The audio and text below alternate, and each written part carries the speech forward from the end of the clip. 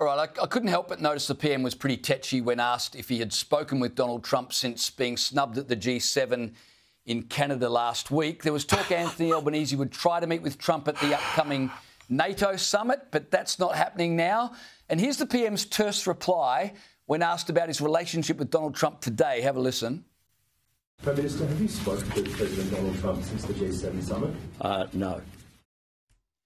Now, Stephen Conroy, I heard you laughing there, but the world is on the verge of war, and the Prime Minister of Australia doesn't appear to have any personal relationship whatsoever with the leader of the free world. Well, I appreciate again the media would just love the Prime Minister to go over and get a bullying and a beating from Donald Trump to help them sell newspapers. But seriously, Donald Trump has humiliated or attempted to humiliate the Canadian Prime Minister. He's humiliated the NATO Prime Ministers and Chancellors. He's humiliated Keir Starmer. Just get off your high horse on this issue. Yes, he has. Stephen, seriously, he's actually been barracking for Nigel Farage. He has played the game to play to his vanity and his ego.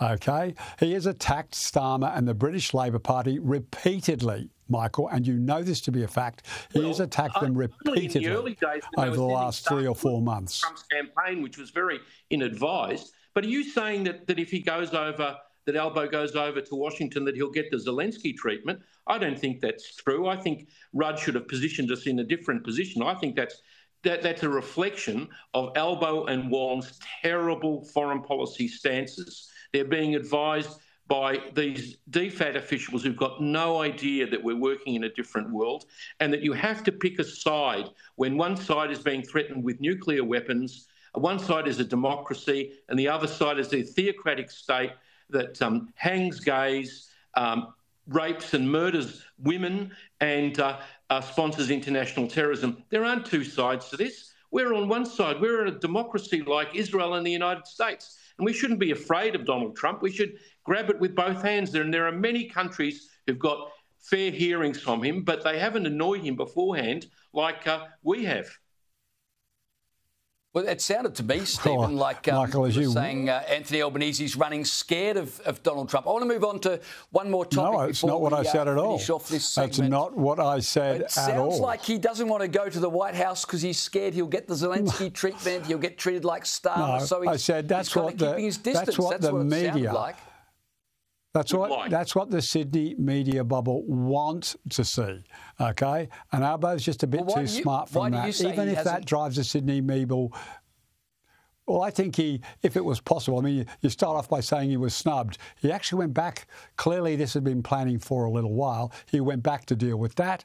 He may or may not be going to NATO. I've got no information whether he's going or not. He might want to go now. But he was clearly... No, I'm talking about whether Trump goes to NATO. I generally have no idea. But my point being, Trump has correctly prioritised this strike above a G7 meeting and possibly a NATO meeting.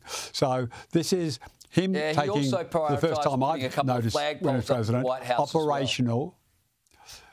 Yeah, well, he actually did pretty well distracting everybody from what he was actually really doing. And credit to Donald Trump. That's the first time in my life I've ever said that. But credit to him for completely blindsiding the Iranians.